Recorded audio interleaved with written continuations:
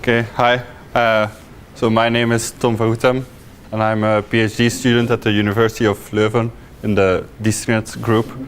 And today I will be talking about how we can break privacy and security on the web by abusing cross-origin resource size. So in this talk, I will, logically start off with an introduction. There I will try to bring everyone up to the same level. And moving on, I will be talking about how we can expose the resource size of cross-origin resources. And I will show 3 techniques that can be used to do so. So the browser-based timing attacks, a technique that abuses the browser cache, and finally, a technique that abuses or leverages TCP windows. And finally, I will discuss a bit about the defense mechanisms that can be put into place to defend against these type of attacks. I also want to say that you can interrupt me at any time if you have any questions or if something is not clear. So don't hesitate to raise your hand. So what happens when I open my browser and I go to a website like, for instance, twitter.com? Well, first I need to know the IP address of twitter.com. And so I do the DNS resolution of Twitter. Then I started TCP connection with the IP address of Twitter. I started SSL connection. Then after that's done, I do the GET request with the headers that my browser automatically appends. So for instance, the user agent, but if I'm logged into Twitter, it will also contain my cookie. Then Twitter will send back the response. My browser will parse and render the HTML code, and based on the HTML code that it's returned, it will fetch other resources. For instance, JavaScript files, images, style sheets, and so on. And these other resources, they don't necessarily need to be from twitter.com, but they can be from any other origin. And to improve the performance of further visits, my browser will cache some resources. And after that, a lot of things will still happen because JavaScript will be running on the page. Resources will come in and do stuff. But yeah, if I just go to Twitter, I don't really know what's going on. So things happen on that page and I don't really know what it means. But of course, Twitter is a website that I kind of trust. But of course, sometimes I may end up on a different website, for instance, attacker.com. And there, exactly the same thing is happening. So I do the DNS resolution. Everything is the same. The attacker.com website can also trigger requests to other origins with JavaScript files, images, videos, audio, whatever. So attacker.com can make my browser send out requests to various other origins. And of course, here the question marks are a bit more dangerous because, the attacker.com can do a lot of things with my browser. And we don't really know, because if we want to know, we would have to go to the source code. And by just visiting the website, we don't really know what's going on. So a lot of things could go on. So for instance, here we have our attacker.com website that is loading some kind of malicious JavaScript. But in this case, it's not very malicious. It's just triggering a request to a different website. So for instance, Foodcom. And when the JavaScript triggers that request, my browser will actually make the request. So it will send a GET request, and it will attach my cookie that I have with Food.com. And then Food.com sees this incoming request, and it will reply with the contents of the response. And well, this malicious JavaScript is quite simple. So we can make requests using all kinds of things. So for instance, we can use images to launch requests. So we just create a new image object and set the source of that to the resource that we want the browser to download. We can do the same thing with video. Or you can even use the relatively new fetch API. So there we say that we first define some options that we want to give with the fetch method. So we don't want to use the cross-origin resource sharing mechanism. So that's with the access control allow origin, which allows other origins to read the content of the page. But in this case, we don't need to know the content. We just want to trigger the request. And we also want to include the cookies. So that's why we set a credentials attribute to include. And then basically we call the fetch method, which will basically just fetch the resource from food.com. So that's a lot. So there's a lot of ways in which we can make the browser send a request to any other origin. So for instance, food.com or facebook.com or twitter.com. All these types of requests can be triggered by attacker.com. But what's important to note is that the attacker.com can initiate the requests, but it cannot access the content of the requests. So that's because of the same origin policy. So only websites within the same origin are allowed to access the content of the responses. And if attacker.com initiates a request to food.com, then he cannot access the content of the response. So that's important to note because, if that wasn't there, then basically there would be no web security. Okay, and then if we look at, if we just ignore the John Smith here and look at what the web server for food.com sees. So the web server sees an incoming GET request, and it doesn't really know who initiated the request. So the request could be initiated by the user just browsing to food.com, or it could have been initiated by attacker.com sending the GET request that is sent by the user here. And you can see that the cookie is sent along with the request. So basically food.com will associate the session of the user. So it will, based on the session, the foo session there, the food.com will know that the current user visiting making this request is John Smith. So this allows the web server to respond with a resource that is specific to John Smith. And in this case, it will say just, welcome, Mr. Smith. But of course, as I've said before, food.com does not know where the request came from or where it was or where it originated from. So it could, it's not like the request has a birth certificate, so we don't really know where the request came from. And then there's one last thing that I want to discuss in this introduction, and that's,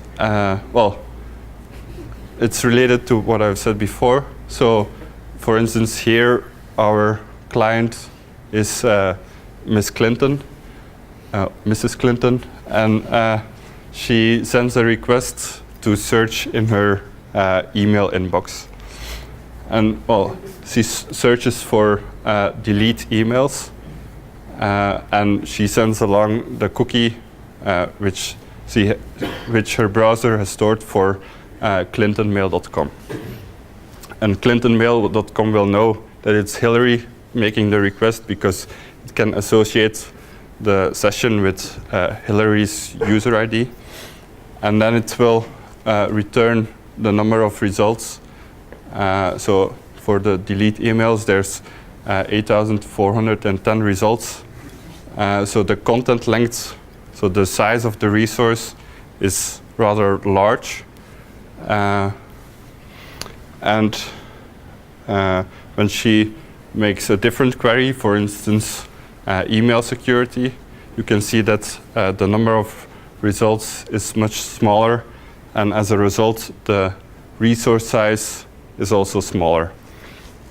So basically, this means that if we know the size of the response, so in this case, 29,000 bytes, and in the previous case, more than 500,000 bytes, we can, well, sort of query the inbox of Hillary. So we can generate a lot of queries, and we can figure out how many responses there are if we know the size of the response.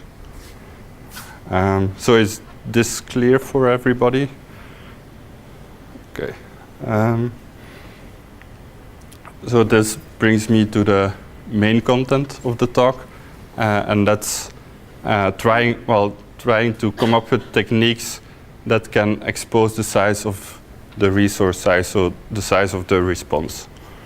And I will start with a technique that's been known for 15 years or maybe more, which is timing attacks. Yeah, the example here is a bit different. So now we have our user and a social network, and the social network consists of two groups. So we have the Batman group and the Joker group. And if our user tries to access the resource of the group he belongs to, so the Robin belongs to the Batman group, of course, he will get the response back, which is the content of all the posts in that made in that group. And for the other group, so the Joker group, he will get back a smaller response, saying that he can't access the content. But since it doesn't contain the actual posts, it will be a smaller resource. And then on top we have a non-malicious site with a malicious attacker. And the attacker in this case is an ad provider. So with that, I just want to say that any party that can execute JavaScript in the browser of the victim is able to launch these type of attacks. So the attack works as follows.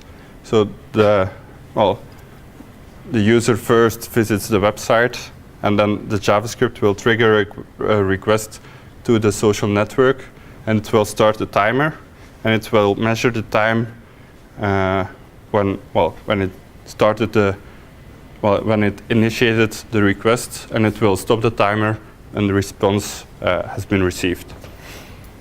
And of course, for a larger resource, this takes now 4 seconds.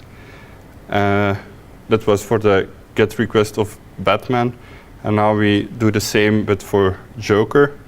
And as you can see, the response is a lot smaller, and as a result, the timing was also much faster than before. So this allows the attacker to know that the user is not part of the Joker group because the resource size was a lot smaller. But of course, the problem with, these attacks work in theory, but the problem with executing these attacks in practice is that, networks are not always very reliable, so there may be some congestion.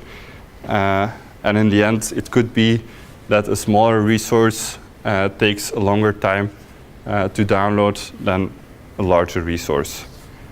So the attacker in this case doesn't really, well, can't really figure out that much about the user unless he does a lot of requests and tries to take some averages and such. But yeah, these classic, as I call them, cross-site timing attacks, they have several limitations. So the first one is, well, the network irregularities, as I've just shown. Another one is in case gzip compression is used on the resource, it will make the difference in resource size a lot smaller, which means that it's even, well, that's on the network level,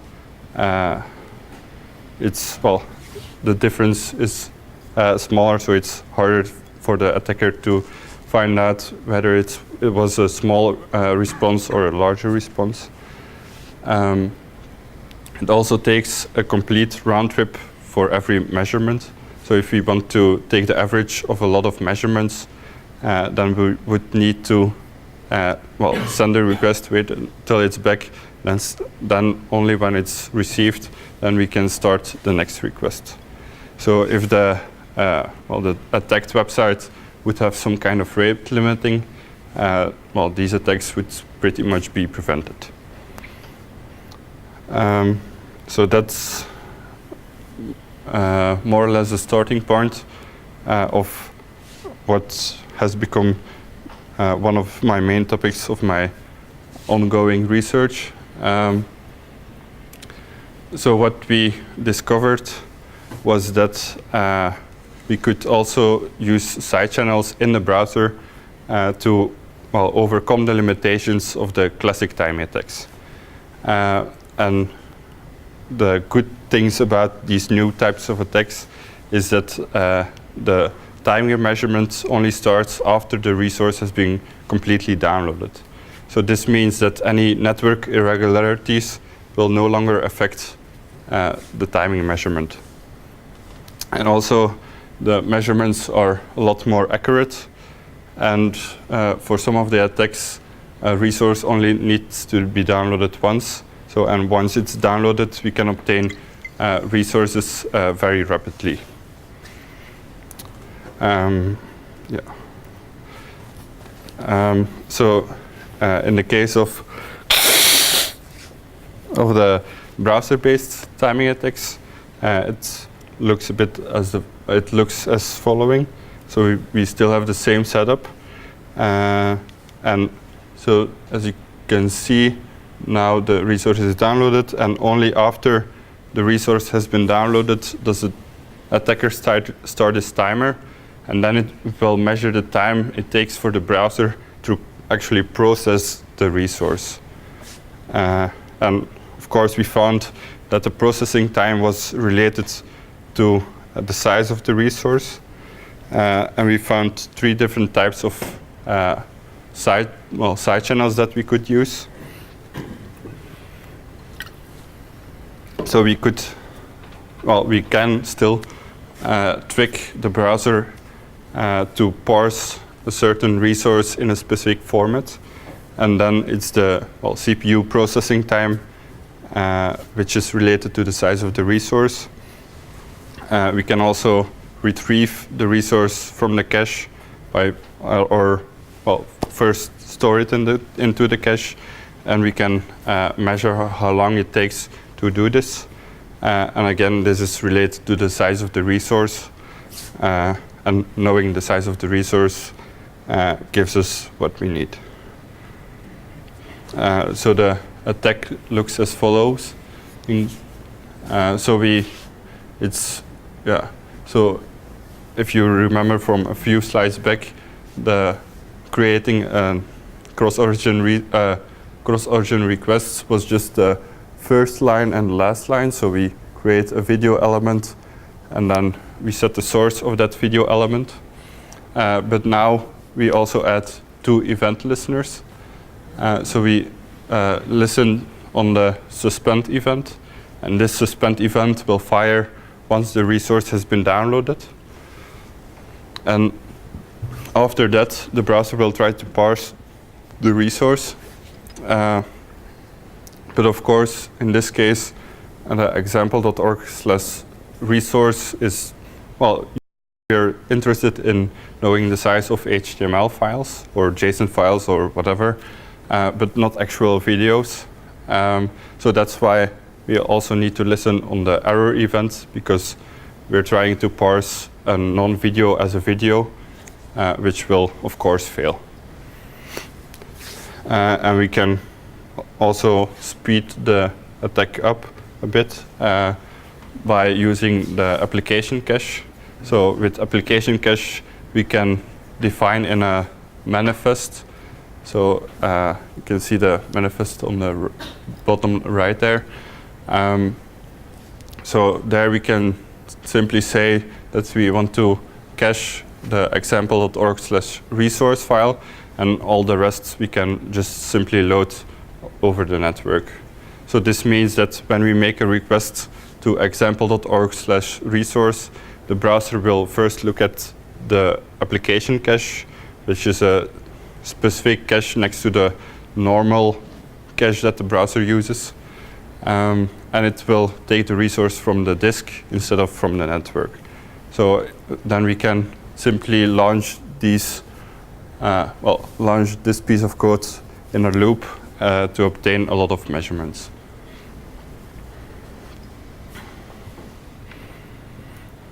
So as I've mentioned, next to the parsing in a specific format, we can also store the resource into the cache. So here we use the fetch API, which is, well, the attack also is not very different from the example we saw before, where we just make a cross-origin resource, cross-origin request. But now, when we get the response, so once we have the response, we can start a timer, and then we can put it into the cache. So yeah, the cache.put is part of the cache API, which is a programmable cache of the browser, which is also relatively new, but I think it's supported in most browsers by now.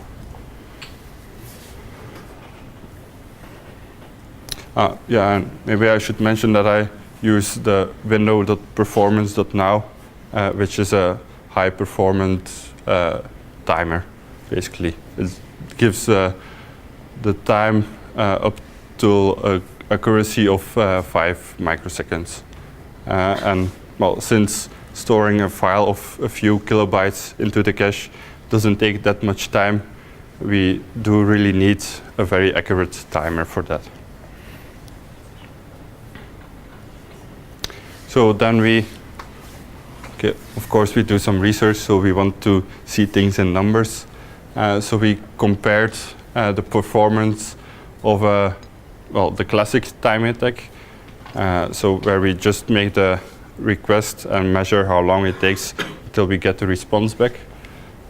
There you can see that for resources where the difference in resource size, so we used, well, for each thing we had 2 different files. So one file of, for instance, 100 kilobytes and one of 105 kilobytes. And then the difference in file size was 5 kilobytes. And then we tried to get the average time it was required to perform, the average time required to perform the attack to have a high accuracy, or for the attacker to know with a high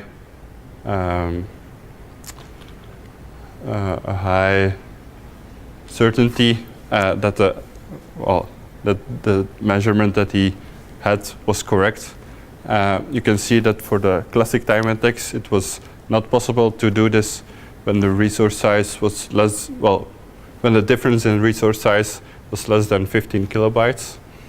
And you can also see that at 35, I 35 or 40, that there's a point missing, and that's because there was a small interruption on the network, which caused the attack to fail. So that's, again, a reminder that these classic time attacks, they don't really work well, and well, probably that's also the reason why they haven't been exploited in the wild that much. But then when we look at the new browser-based timing attacks, so we can just look at the best performing one. So that's where we first use application cache to store the resource and then do the video parsing. You can see that even when the difference in file size is very small, so 5 kilobytes, it's possible for the attacker to find out the difference in resource size very accurately in less than a few milliseconds.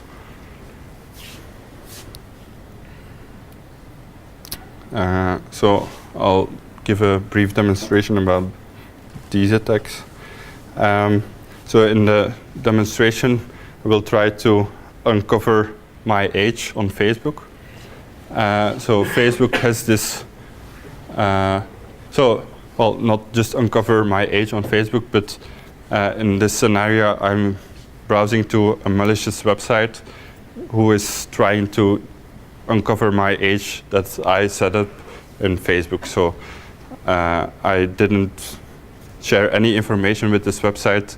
It's just trying to use these attacks to find out my age.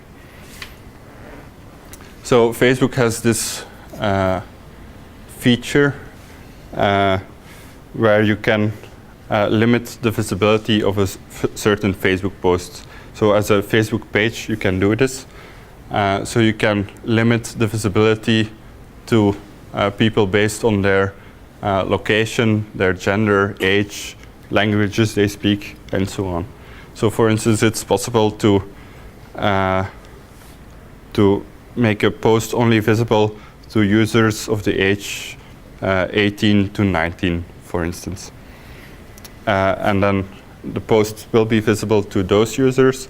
And if you're of a different age, you will get back an error message saying that you can't access the post. So in this attack, the attacker first creates a bunch of Facebook posts which are targeted to users of a specific age range. So for instance, users of the age 13 to 22, 23 to 32, 33, and so on. Then he will try to lure the victim onto his website, and then it will start making requests and measuring the response size. And well, for the largest response size, he will know that that post was visible, so we'll know that the user is in that age range, and then he will try to determine the exact age by making more requests. And basically, the reason why I do it in 2 steps is because otherwise the attacker would need to create or need to get the resource size of even more resources. And if we do it like this, it goes a lot faster. So in the first step, the attacker will first download the resources. I think it's with a it just puts them into the cache of the browser. So yeah, that was quite fast. So I guess it's not really visible, but it says status obtaining measurements and time elapsed 0 and a bit seconds. And then you will start obtaining measurements, and you can already see that the timing measurements for the group of 23 to 32 is the highest. So that means that the victim is in that age range. Yeah, and it was required to make more than just a single measurement, because here the lowest one overlaps with this one.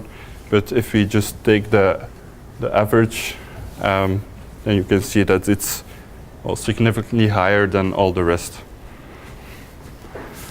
So in the second step, we do the same, but now we try to determine the exact age of the victim. And yeah, because you can already see that for the resource that's related to the post that's only visible to users of the age 26, the resource size is estimated as higher than all the rest. So that means in less than 30 seconds, it was possible for any website to discover my age. I've also made a demonstration online for you. So if you want to try now or later, you can go to labs.tom.vg, and there's some things that you can try.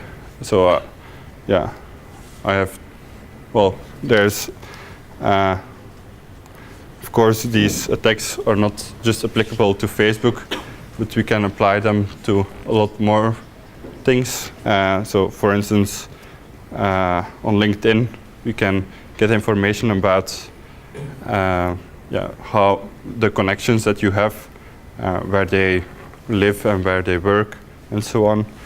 On Twitter, we can figure out who you are following, some information about your identity. On Google, we can search your search history to figure out what you're interested in. Same for Amazon, but then for the shopping history. And well, related to the Hillary email, you can also search the inbox of Gmail. So I think they might have fixed it, but I'm not entirely sure. But yeah, well, and these are just the websites that I took a look at. So basically, you can get, well, for any website, or virtually any website, you can get the information that you provided them.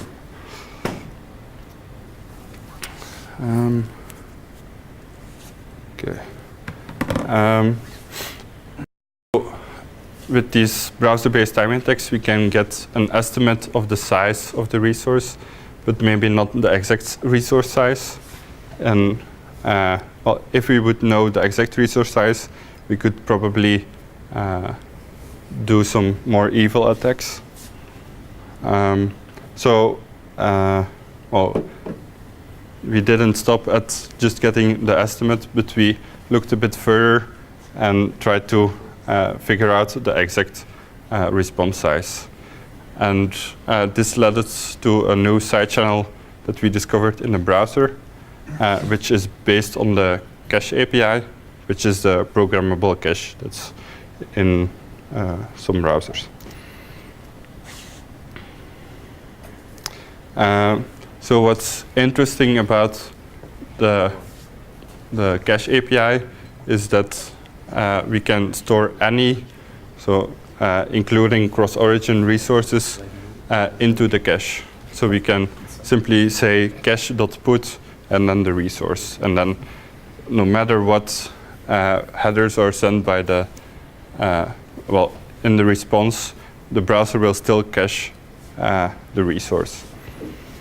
And what's also quite interesting, I think, well, or what led to this attack, is that the available space is limited per site. And the site is, I think, defined as the second level domain name.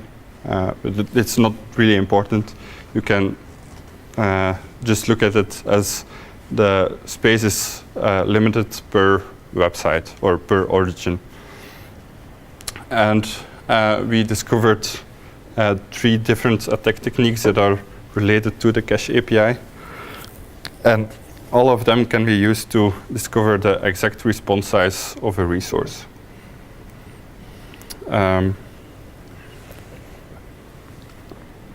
Okay, so in this case, the scenario is again a bit different.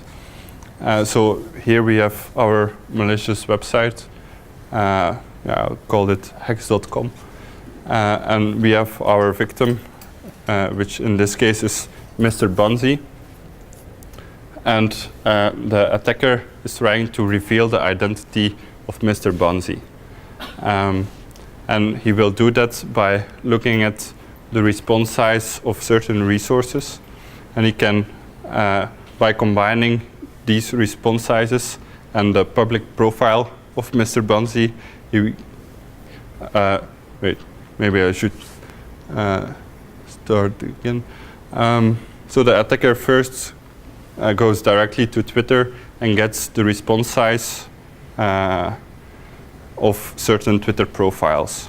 And the response size contains, or the responses there contain information about the users, or the users that someone is following, or who is following them, or their tweets, and so on.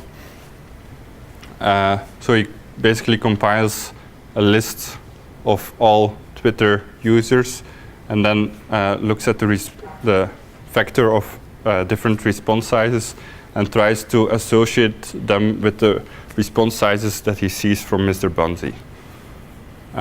But yeah, if it's not clear yet, it will become more clear in the demonstration later.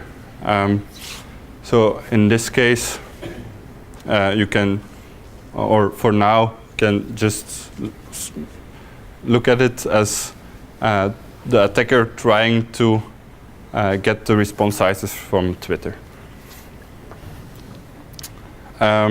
So Mr. Bunzi is visiting the website and malicious JavaScript is being executed. Now this malicious JavaScript will trigger, in the first step, the malicious JavaScript will pull up the quota limit of the cache API. So you make sure that it's completely full.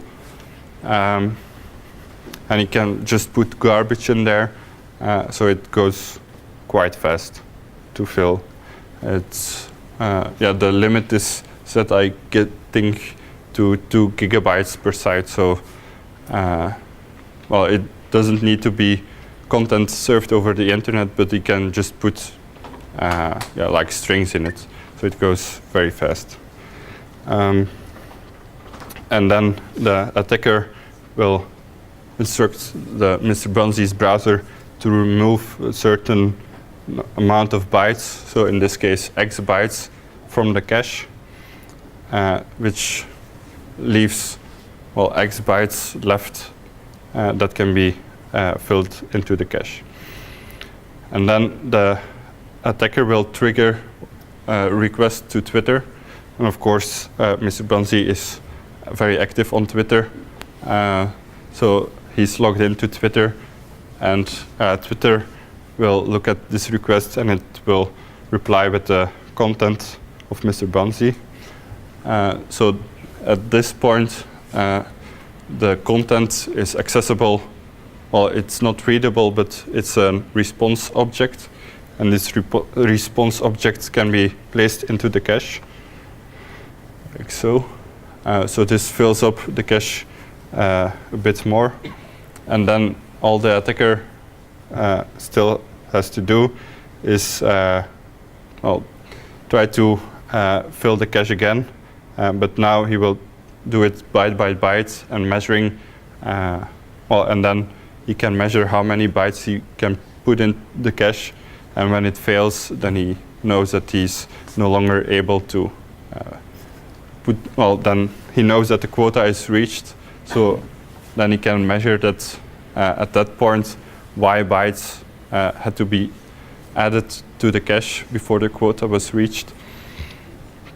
So then it's very basic math to discover the size of the resource. So by subtracting y from x, you can figure out the exact size of the response and reveal the identity of Mr. Bonzi.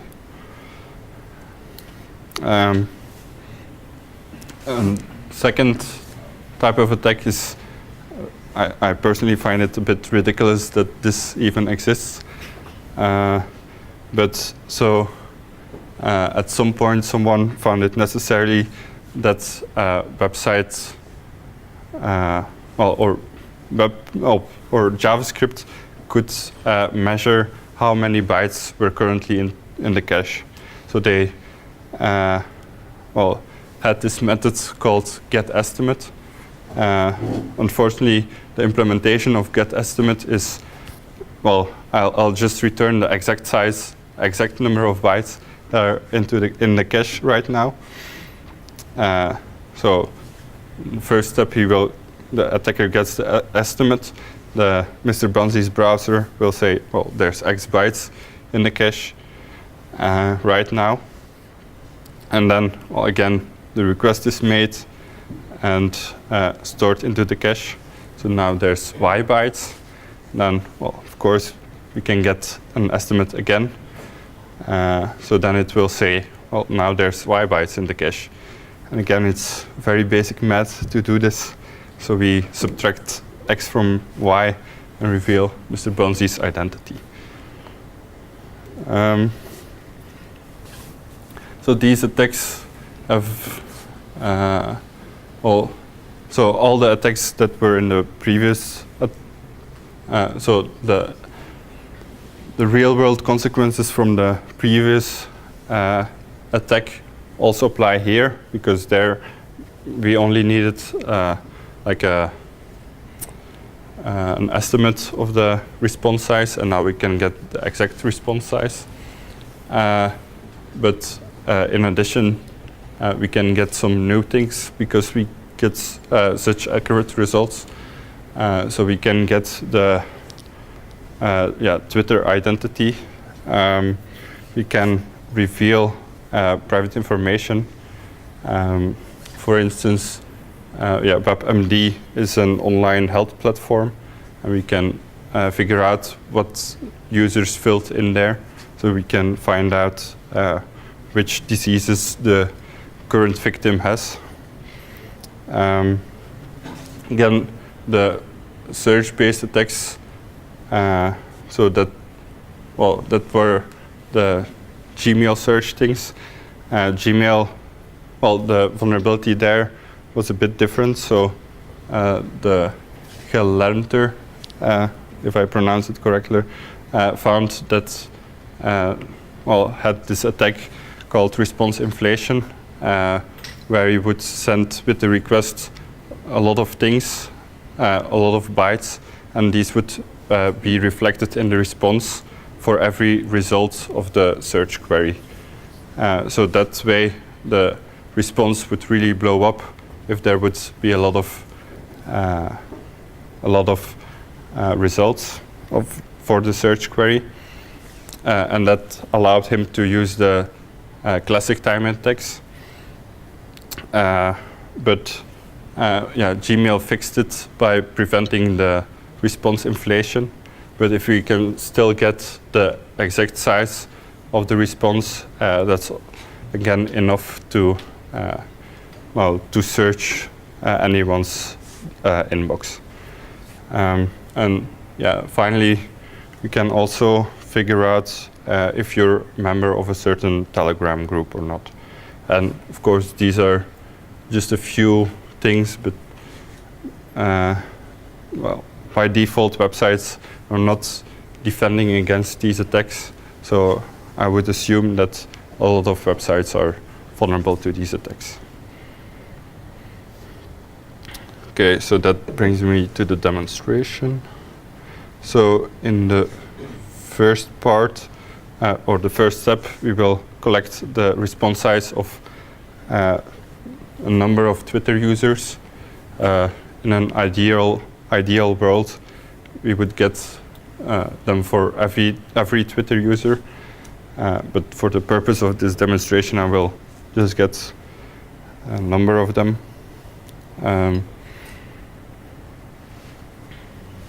So you can see that for the following, the likes, and the lists of users, we get the response size. So there we're not using any cookies. We're just accessing this publicly available information. And so that's the preparation step of the attack.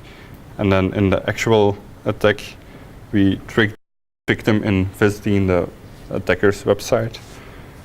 And then we launch the attack. So we get the response size for following, so twitter.com/following, twitter.com/likes, and /lists as well.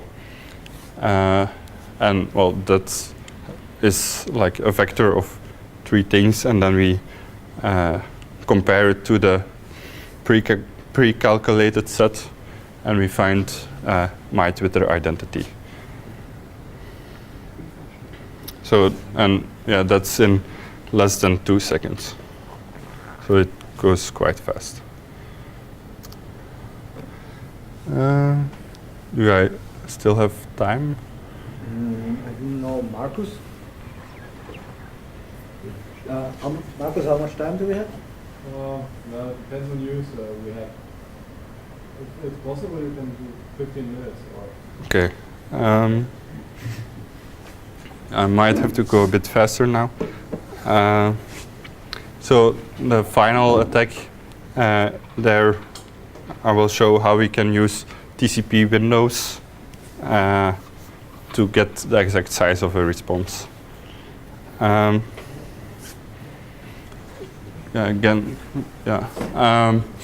So here we have a rabbit again making a GET request. So he will basically start a TCP handshake and then do the SSL handshake, but that doesn't really matter.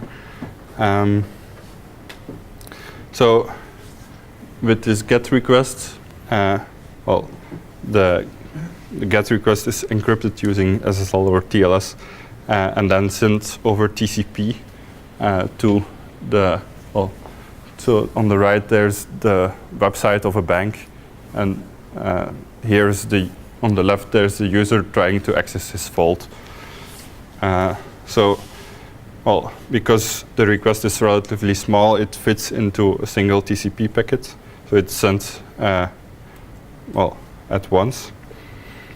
But for the response, because the rabbit has a lot of carrots in his vault, takes the size of the response is a bit larger. So in this case, it's 29 TCP packets. But with TCP, there's a thing called congestion windows, and that's basically so the TCP stack prevents all packets to be sent at once for various reasons. So it will start off with the initial congestion window. So it will, and the default value for the initial congestion window is 10. So the server will start with sending 10 TCP packets, and then it will wait for the response of these TCP packets.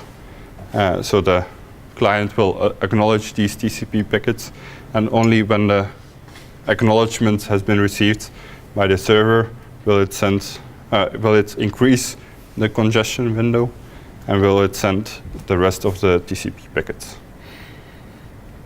So you can see that there's an additional round trip time. So the time from here to there and back is the round trip time, and that can be from tens to hundreds of milliseconds.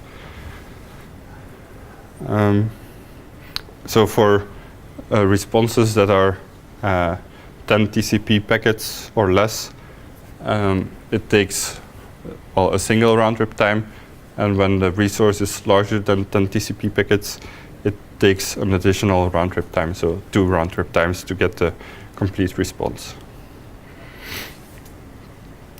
So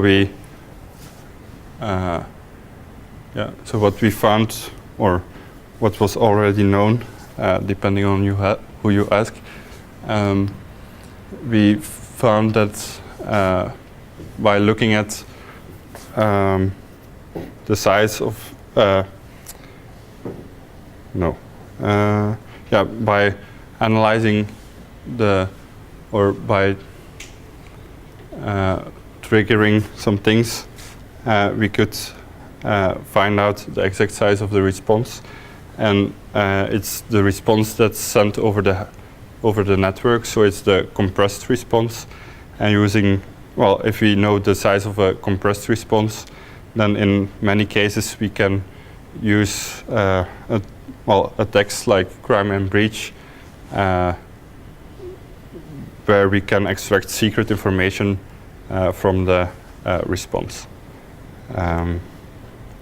I don't think I have time to explain it in detail, but yeah, these are well-known attacks, and if you're interested in them, you should definitely look them up.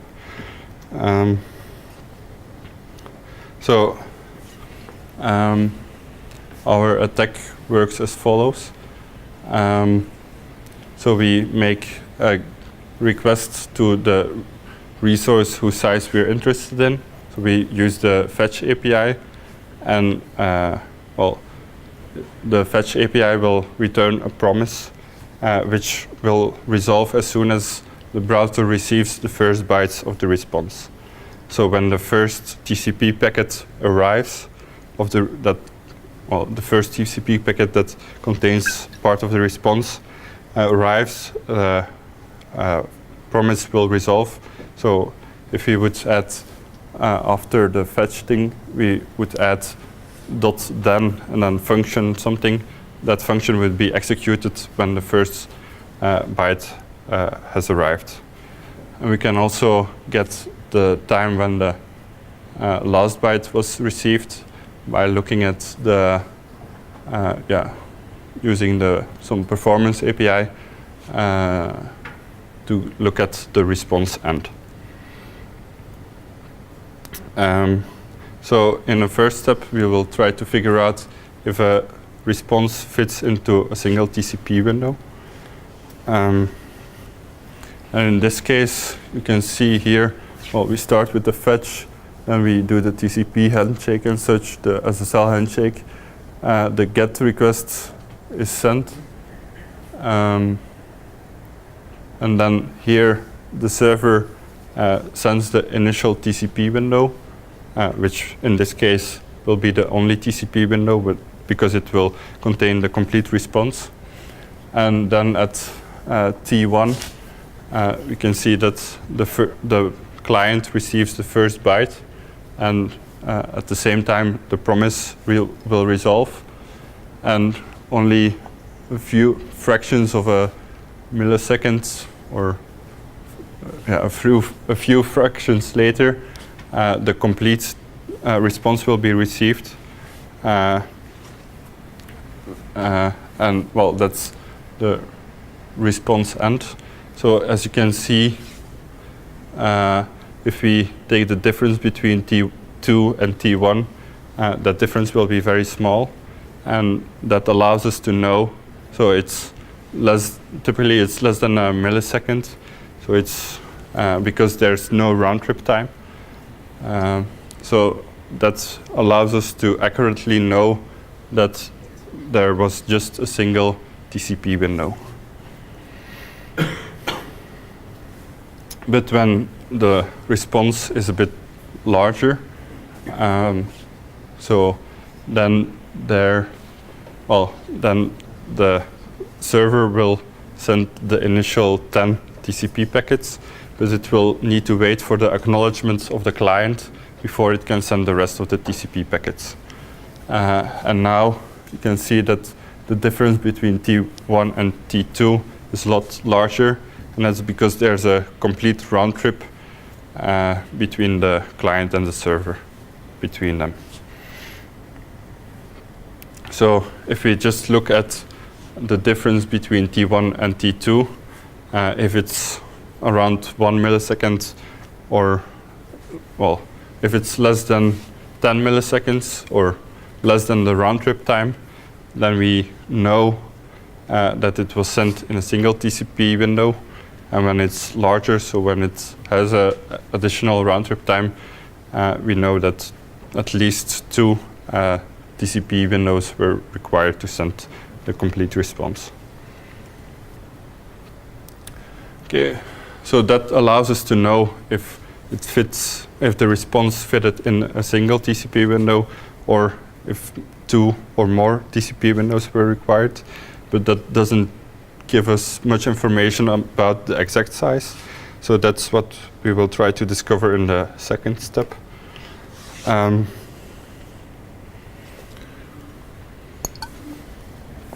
So in this step, we use reflected content. And reflected content is basically some information from the requests. So from the GET requests, or POST requests would work as well, but from the requests that is reflected into the response. So for instance, if there would be a GET request with a parameter x, and the x would contain 50 bytes, and in the response it would echo back the GET parameter x, then we have reflected content. So that allows us to to add additional bytes to the response. So in this case, we start with a resource size of which we don't know how many bytes there are. But yeah, just for simplicity, it's smaller than the 10 TCP window, 10 TCP packets, so it fits into the initial congestion window. And then we add a number of bytes. So in this case, we add X bytes of reflected content. So the total size of the response will be the unknown part, so question mark bytes plus X bytes. And we can, well, use step 1 to determine whether it fits into a single TCP window or whether it needed both, well, a second TCP window.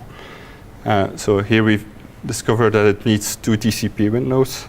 So in the next step, we decrease the number of bytes that are reflected. So we divide them by 2. And we find, well, now we need a single TCP window. So the response fits in a single TCP window. So then we add more content. But yeah, now we see 2 TCP windows. And then, yeah, we do basically a logarithmic search to find the exact amount of bytes that are needed before. So we look for the number y, and so if we add y bytes, then it fits into a single TCP window, and if we would add y plus 1 bytes, then 2 TCP windows are required. And then we can determine the resource size by subtracting the y from the size of the initial initial congestion window, which is 10 TCP packets.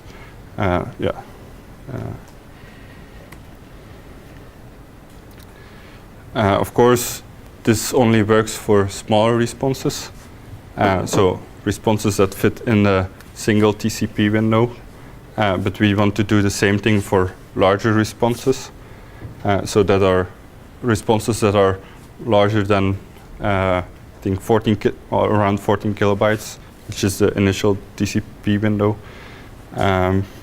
So for that,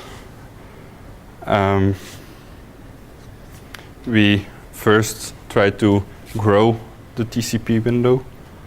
And that allows us to increase the size of the TCP window.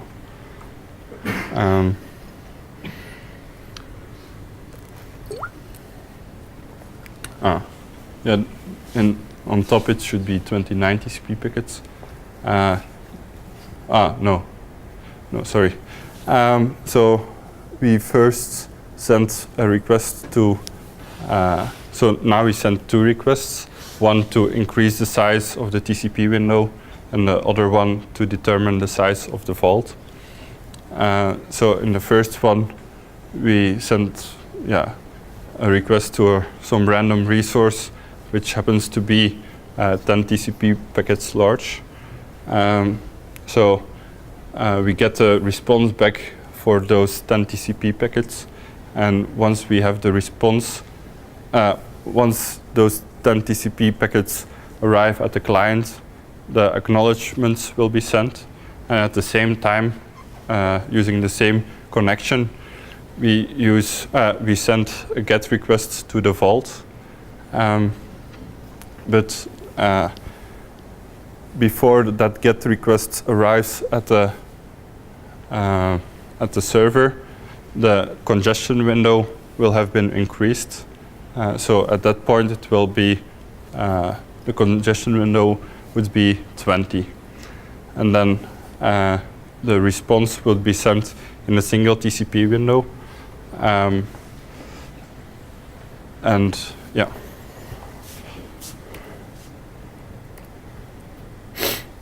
I'm gonna step this step.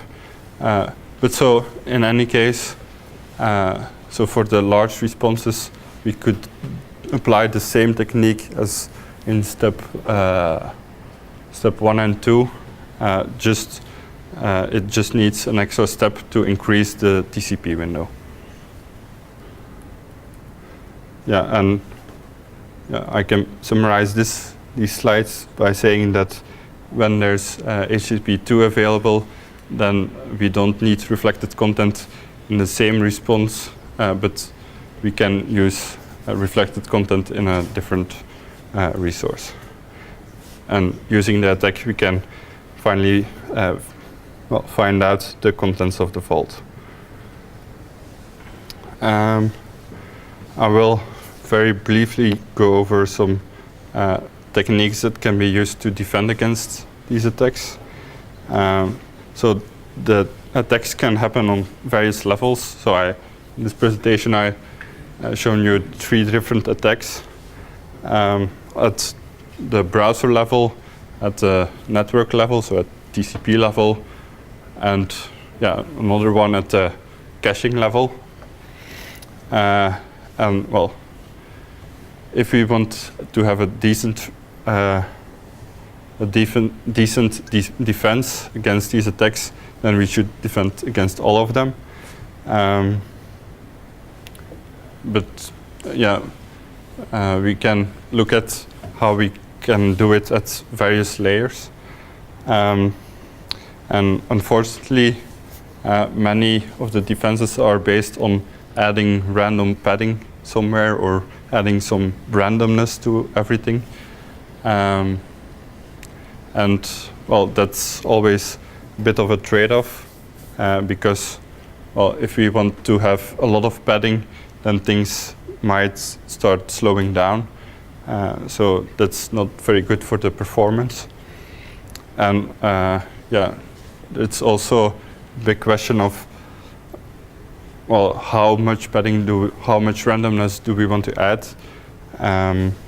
So if an attacker is capable of knowing a very rough estimate of the resource size, is that already enough or not? It's, I think, very dependent on the different scenarios and different use cases for these attacks. So on the network layer, I don't think there's any good defense that can defend against all these attacks. Because, for instance, if we look at the browser-based timing attacks, then anything, any defense that's been added to on the network layer will not affect these attacks at all. So yeah, there's several things that you can do or try to do, but yeah, I don't think that's the way to go. We can also look at things on the HTTP layer, and there I think there are some possibilities that are interesting. So we can try to get a birth certificate for the request, and if we see that the request was born in or originates from an untrusted cross-origin website, then we can simply block the request, and if we block it, then no information about the user will be sent back. But unfortunately, browsers don't reliably send the origin of the HTTP request along with the request. So there's no very good way for the web server to determine from where the request originated. I didn't really discuss the compression-based attacks, but there we can try to prevent those. We can try to disable the compression completely, but unfortunately that will affect the network bandwidth, because if we don't compress resources, there's a lot more bytes that we need to send. An interesting idea there is to disable compression only for the secret information, but then we need to determine what information is secret and what information isn't secret.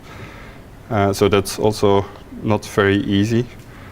And finally, we can do some things at the browser level. So one thing that will hopefully land in the major browsers. So currently Chrome and Firefox are working on it that I know of. I don't know about the rest.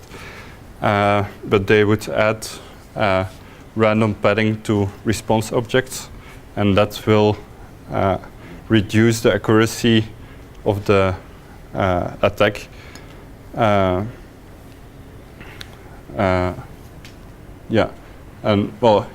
it wouldn't prevent the attack in total. It would just, instead of knowing the exact size, the attack would be reduced to knowing an estimate of the size. And probably my favorite defense technique would be to completely disable third-party cookies.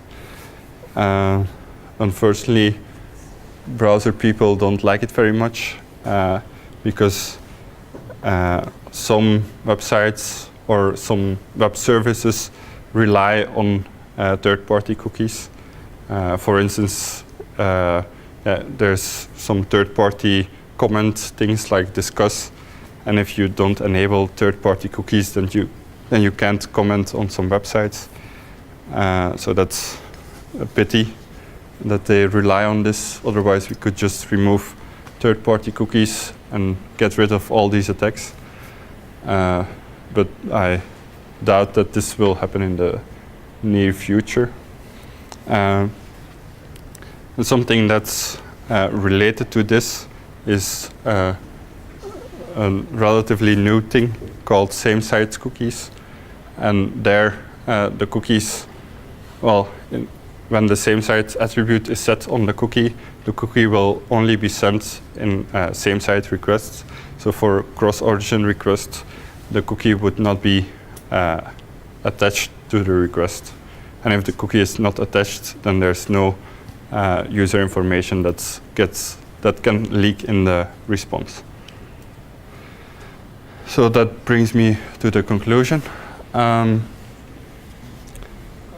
Yeah, I hope that by giving several examples, I've shown that the size of resources should be considered as something that's sensitive and that can leak secret or private information about users. There's several techniques that can be used to figure out or to discover the size of a cross-origin resource, and they can be at various levels.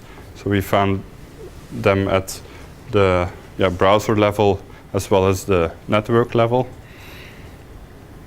And finally, there's a lot of possibilities for defenses, but unfortunately, there are very few that actually work. So I hope that at some time in the future, browsers will start to disable third-party cookies. But in the meantime, if you are security or privacy, you can already do it in all the browsers by configuring some settings. Okay, so if anyone has any questions, I'd be happy to answer.